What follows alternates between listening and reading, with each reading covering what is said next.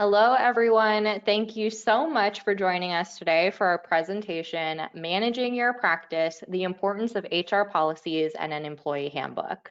I'm Kelly Bach with ProSites, and if you're not already familiar with us, we develop customizable practice websites as well as marketing and efficiency software to make running and growing your practice as easy and streamlined as possible. I'm very excited to be joined by Dr. Rachel Hargraves for today's presentation. Dr. Hargraves is a general dentist with a practice in Ballston Lake, New York. After completing her AEGD at the Miami Veterans Hospital and practicing for several years in Pompano Beach, Florida, she came back to her upstate New York roots to purchase her own practice. She's an active member of the American Dental Association, New York State Dental Association, 4th District Dental Society, and even runs her own consulting company, DR Strategies, to help dentists navigate HR questions and the challenges of purchasing or starting up a dental practice. Before we get started, just a few housekeeping items. We'll be sending out the recording and handouts to all registrants after the webinar. So if you have to hop off early or if you have a colleague who wasn't able to attend, you'll still have access to all the information afterwards. Also, after the webinar, a quick survey will pop up on your screen. We would greatly appreciate if you took just a moment to fill it out. Let us know how we did, what you thought of the presentation, and what you'd like to see from us in the future. And lastly, if you do have any questions, feel free to submit them through the chat. If we have time, we might be able to answer a couple at the end. Otherwise, we will follow up with you after the webinar. So without further ado, thank you again so much for joining us today, and I will hand it over to Dr. Hargraves. Thank you, Kelly. Hello, everyone. I'd like to thank you all for attending this webinar. I know as dental professionals, our time is limited, and that's why I want to try to make this as valuable as possible for you. I'm going to try to use this time to give you some help navigating the HR side of owning a practice. And hopefully you leave here with some pearls that help you, whether you own a practice now or are thinking about it for the future. My name is Dr. Rachel Hargraves, and I'm a general dentist. As Kelly said, I graduated from the University at Buffalo School of Dental Medicine and then went on to complete an AEGD residency in Miami, Florida. I love the South Florida lifestyle and practiced as an associate dentist in Pompano Beach, Florida for several years.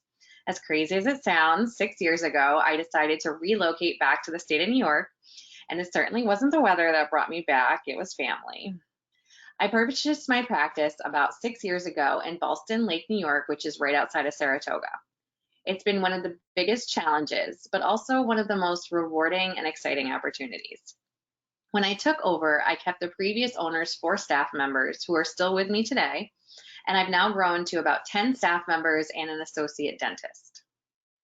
One of the things that I realized pretty quickly after purchasing my practice was that our dental school education is very limited when it comes to managing staff and understanding the complex world of human resources. It can feel overwhelming at first, and it's hard to figure out where to start. That is why I have spent a lot of time educating myself on this topic and wanting to pass that knowledge on to other dentists. More recently, I've started my own consulting company, DR Strategies, to help dentists navigate all the challenges and endless to-do lists when purchasing a practice or starting up a new one. For this webinar, I am focusing on the HR side of things. After purchasing the practice, I realized that there is a continuous to-do list for the office. Our first priority, of course, is to provide a high level of care to our patients, but we are also tasked with attracting new patients, staying up on new technology, and attending continuing education. We have to hire and train staff, create an engaging work atmosphere, stay up on federal and state regulatory laws, keep track of all the practice numbers, and maintain a healthy lifestyle so our body can handle the physical toll of dentistry. And on top of that, we're also supposed to have a life outside of dentistry. Overall, there's a lot that falls on the shoulders of a practice owner, and some of these things can fall through the cracks, but HR policies can't be one of them. So in today's webinar, I will cover why are HR policies important to your practice? What makes a good HR foundation? Specific HR rules and regulations, how to set yourself up for success, and how to find the right resources. I do want to remind you that I'm not a lawyer and I'm not providing any legal advice, but simply reviewing my experiences and information from my research. You will also see some information that is New York State specific, since that's the state I'm most familiar with, but I encourage everyone to become familiar with your own state specific laws. So why are good HR policies and procedures important? I think we would all agree that the number one reason is to avoid a lawsuit. Dental school starts teaching us very early about avoiding a malpractice lawsuit from our patients. But US companies have an average 12% risk of being sued by an employee, and the average cost to defend the company is about $125,000 in several years of your time. So we need to be as concerned with prevention of an employee-related suit as we are from one from our patients. Employees have several avenues that they can take to seek retribution when they feel wrongdoing by the employer has occurred. If the employee believes they have been discriminated against, they can file a claim with the Equal Employment Opportunity Commission, also known as the EEOC. The EEOC may then decide to open an investigation, and they can request personnel records, conduct an on-site visit at your office, and interview all your employees. From there, the commission can decide to pursue with a federal lawsuit against the employer. The employee can also then file a claim with the individual state's department that investigates discrimination. An employee can also decide to file a claim with the U.S. Department of Labor's Wage and Hour Division if they feel they were not paid properly, if overtime pay was not given, if they were misclassified as an independent contractor, or not given mandatory breaks. Another avenue is a claim with the National Labor Relations Board if they felt they were disciplined for discussing wages with other employees. And of course, a disgruntled employee may also file a confidential complaint with OSHA if they feel there's any possible safety hazards in the workplace. And then, of course, they can retain their own lawyer and file a lawsuit. So apart from lawsuits, another reason for good HR policies is for operational simplicity. When I first took over my practice, the first 2 weeks, the existing employees had so many questions about their vacation time, if payday would be the same, were they still getting their 401k, et cetera, et cetera, et cetera. And I was just busy trying to focus on meeting all of the patients that were new to me. So by having an employee manual and written policies, you can direct the staff to the answers without taking away from patient time and also safeguarding yourself from accidentally giving the wrong answer or telling employees different things. So the three main components of a solid HR foundation are number one, the employee manual, two, good hiring and firing processes in place, three, good forms and documentation. And I'm going to cover all three of these in a little more detail. So what is an employee manual? An employee manual is a valuable communication tool for both the employer and the employee. It provides the employees with a clear understanding of their responsibilities, gives them answers about benefits and compensation, and describes how the company handles things such as sexual harassment claims or attendance issues. Although companies aren't required to actually have an employee manual, it is the best protection against a lawsuit by an employee, showing that the company had compliant and non-discriminatory workplace practices in place. Remember, no manual is no defense. So if you did not have one and you were sued by an employee, the court would only have your actions to base their ruling off of. And I personally think it's a great way for a new employee to feel like they're working in an organized and professional environment. It's really important that the manual is compliant with all federal, state, and local laws. In many cases, the state laws are actually more protective of the employee, and the courts default to whatever law is most protective of the employee. So for instance, the federal law requires employers to provide reasonable break time for nursing mothers for up to 1 year after the child's birth. But in New York State, the law actually requires this for up to 3 years after the child's birth. So the default is 3 years. What an employee manual isn't is a one and done. It needs to be updated as federal and state legislation changes, which can be several times a year. It also can't be in a back drawer somewhere where no one knows where it is. Employees must acknowledge in writing that they received a copy at the time of hire, otherwise they can say they weren't aware of the policies. I know when I was looking at practices, I would ask the practice owner for a copy of the employee manual, and a lot of them would give me a confused look or hand me a few pages of some typed up policy from 30 years ago. I even had one owner tell me he wasn't that formal and his employees just knew what was expected of them and what he gave them. But this is just poor practice protection in today's world, and there is no protection for the employer if a lawsuit was to occur. So there are a few ways that employee manuals are made. Number one is to use the previous owner's manual, which I don't recommend this if it wasn't customized and reviewed by a legal professional, because otherwise you're taking on all of those liabilities that that dentist opened themselves up to. Number two is to find a template on the internet and fill in the blanks. I know this is a popular way, but I don't recommend this one either, because every state and county has specific employment rules, and based on how many employees you have, the laws can be different. It would be extremely time consuming for you to research all of the appropriate regulations and laws that were applicable for your practice, and then put them in appropriate legal language, and then keep on top of all the changes that occur. Number three is to have a lawyer customize one for you. And this is an okay method as long as the lawyer has a lot of experience with employment law and isn't, say, a lawyer friend doing you a favor who's got more experience in something like real estate law. However, you do want to have an arrangement with a lawyer that they will continually update your handbook with changes. And then the fourth way is to have an HR company customize one for you. And I really think this is the best method, because there are companies that are completely devoted to just understanding current laws and legislative changes to help you. So that's the route that I took. About 2 months before the closing of my practice, I worked with an HR company and had my handbook customized. It has standard regulatory laws applicable for both New York State and federal, and then some details that I wanted to add and have formed into legal language. I met with the company lawyers about 3 times for phone meetings to go over every page of my 71-page document. And it contains my expectations for my employees, specifics on their paid time off, compensation, our sexual harassment policies, our corrective action protocol, etc. So in my office, each employee has a small plastic letter tray that serves as their mailbox. If there's any update to my handbook because of a new law, my HR company notifies me, and then I place something like this form in my employees' mailboxes. They acknowledge and sign that they received the update, and then they put it back in my mailbox.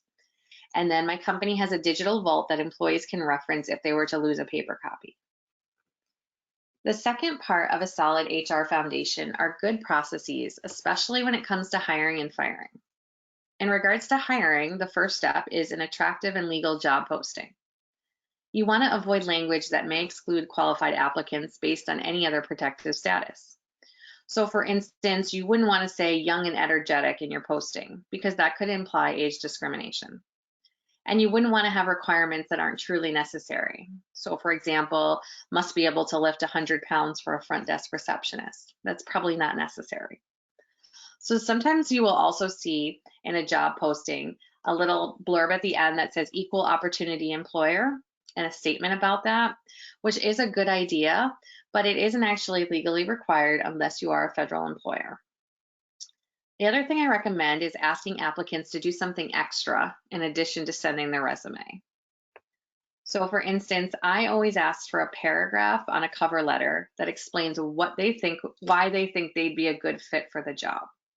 It helps me weed through the applicants to see who's actually following instructions, and it shows a little bit of their personality coming through. And I always find it shocking that about a good 50% of applicants don't actually follow these instructions. I then like to have one of my staff do a phone screening, which just further weeds out the good from the bad applicants and saves me a lot of my personal time. I give them a form that they stick to so that I know that no questions are being asked that aren't legally sound. So for example, we cannot legally ask if they have a car because that's considered discriminatory, but we can ask if they have reliable transportation. And then it's amazing how forthcoming people are about what that transportation is or isn't. So by this time you've come to the real interview and you've screened out some of your less desirable applicants. Some things to remember include more recent state laws that prohibit you from asking about previous salary, compensation, or benefits. Instead, though, you could ask the applicant what their salary expectations for the position are. You also need to be careful about asking about COVID vaccine status. If you want to ask them about it, I recommend using it in a phrase such as, absent a valid accommodation, would you be willing to comply with a vaccine requirement? Instead of, are you vaccinated or not? Because they may reveal a protected class like a disability or religious status, and then that opens the door for discrimination. I know a lot of dentists who like to use working interviews, meaning they have a hygienist or an assistant come in for a day and work to see if they're a good fit. And this is a really risky move and just not worth it. If you're bringing someone into your office and they're performing work, they are acting like an employee, and you need to have employment forms on file, tax withholding, and payment of at least minimum wage. There's no such thing as a working interview exception in the federal or the state employment law. So if they got hurt on the job, they wouldn't be covered under your workers' comp, and they could then sue you for damages. And if you didn't pay payroll taxes on them, or you decided to misqualify them as an independent contractor, they could report you to the IRS and you could face penalties. And if you decided not to hire them, they can then go ahead and file an unemployment claim under your office. So the best thing to do is, if you get a good feel for an applicant, I'd hire them, but I'd have a 90-day probationary period and then decide after 90 days if they will stay on. Another important thing to remember is that you need to keep all the resumes and job applications on file for at least 1 year per federal law. And I suggest not writing any notes on these resumes when interviewing them, such as said she had 2 kids, looks 40 years old, etc., because these could then later be used against you if a discrimination suit was filed. And then lastly, I do think it's a good practice to send a nicely worded declination letter to all your applicants who you'll not be moving forward with. If it's nicely written, it'll appear professional and it'll smooth over any hard feelings. So after you've figured out who you want to hire, it's important to have a checklist of all the required forms you need to have on file. You also need to report a new hire to your state, which most payroll companies will do for you. So this is the form checklist that I use. The most important federal forms are the I-9 form, proving they are eligible to work in the US, and the W-4 form for federal withholdings. In New York State, you need a wage reporting form. It looks like this. And this form also needs to be filled out and kept on file every time you give an employee a raise. So check with your state specifics to see if you need a form like that. One of the most important forms is the job description form. These should list all the job duties, the physical requirements, and the educational requirements, but also the soft skills and the demeanor required of the position. And the purpose of this is to make expectations very clear and protect you if the employee becomes unable to perform the necessary functions of the job, especially if it was a result of a physical or a mental disability. And then other forms include the state tax withholding, authorization for a direct deposit, a signed offer letter with agreed upon wage and hours, but I'd recommend adding a line that states that these can change at the discretion of the practice. And then it's important to have a hepatitis B form that states the employee has received the Hep B vaccine, or they need it, or they refuse it. And then remember, if they need it, it should be paid for you as the employer. And I'm a big fan of doing background checks, but you have to make sure that if you do find something negative in a background check, that the offense is related to the job duty. For instance, a DUI 3 years ago may not be pertinent to the duties of the front desk. So this is when it's best to have a professional HR company or a lawyer to turn to. Unfortunately, we will all run into a time when we have to let an employee go. A lot of states are at-will states, which means you may fire an employee, or an employee may quit for a good reason, a bad reason, or just no reason at all. But you cannot fire somebody for an unlawful reason, and you have to make sure that nothing is done during that firing process that could be seen as an unlawful reason. Most employees can fall into a protected class of some kind, whether it be pregnancy, sex, age, religion, etc. And the burden of proof will be on you as the employer to prove that you fired them because they had a bad attitude and not because of a discriminatory reason. That is why progressive coaching is so important, meaning a discussion and documentation after an employee fails to meet their job duties was done. So a prime example of this is, say you have an employee who's late several times. It's important to have a discussion with them and document the days he or she was late, and that you brought it to the employee's attention, and that they signed that that meeting occurred. When you have an employee leaving, it's a good idea to have them fill out an exit interview questionnaire because you can really learn a lot about your workplace culture and improve. And lastly, you want to check with your state on the required time frame for their last paycheck to be given. So I'd now like to review some specific HR rules that are pertinent to dental offices. The first one being that the Fair Labor Standards Act requires all employers to post employee minimum wage information in a visible location. So you can download a free poster on the FLSA website and then post it in your break room. The one on the left is New York State specific, and then the one on the right is the federal. The FLSA also requires employers to keep all payroll records and wage information for a minimum of 3 years and then be able to provide these if asked within 72 hours. And as touched on briefly before, the National Labor Relations Act gives employees the right to discuss wages with each other. I know some offices that have policies that prohibit employees from discussing compensation with each other or firing somebody for discussing it, but that's actually against the law. I also know a lot of offices who incorrectly assume they don't have to pay employees for attending courses if they attend on a non-working day and make it voluntary. However, in order to not compensate your employees for a seminar, you have to meet all 4 of the federal requirements. Number 1, the seminar must be outside normal working hours, not days. So if the seminar is between 8 a.m. and 5 p.m., and those are your office hours, it needs to be paid for. If it must be voluntary, no productive work must be done during it, and it can't be job related. So almost every seminar I've attended with staff does not satisfy all these requirements and thus needs to be paid for their time. However, you do not have to pay them at their regular rate, and you can set a lower rate for the time they are attending the seminar as long as it's above your state's minimum wage.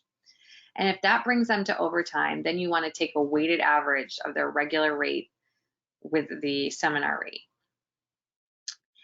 And then they must be paid for their travel time to and from the seminar. It's different between air and driving. If you travel by air and it falls within the normal business hours, they must be compensated. But if travel is by car, no matter what the hours are, they need to be compensated. A lot of states are now requiring employers to provide paid sick time leave since COVID. In New York State, employers actually have to provide paid sick time to all employees, whether they're full-time, part-time, temporary, seasonal. They work 1 day, they need to earn 1 hour for every 30 hours worked. Also in New York State, employers must provide annual sexual harassment training and have a log signed by all employees. Unfortunately for New York Staters, you can use the training provided on the New York State website. So to sum it all up, the basics for HR success are organized and secure employee files. Remember, you have to have 2 separate files for each employee. One is with the basic hiring forms and one with confidential health information like the hepatitis B vaccine information. And this file needs to be locked. You need a system for employee and employer communication. This could be a digital format like office email or a physical one like the mailboxes I have for employees. You should have organized HR forms easily accessible. So you should have all current forms printed and organized for efficiency when hiring, so you're not trying to find them every time you want to hire somebody. You should refer to your employee manual when employees have questions. You need some way to stay current on federal, state, and city law changes. I'm a big fan of something called employment practices liability insurance, and you can add this to your business owner's insurance policy. It usually only costs a few hundred extra dollars, and it can cover all your legal fees in an employee-related lawsuit. And then you should have some sort of continual HR support from professionals.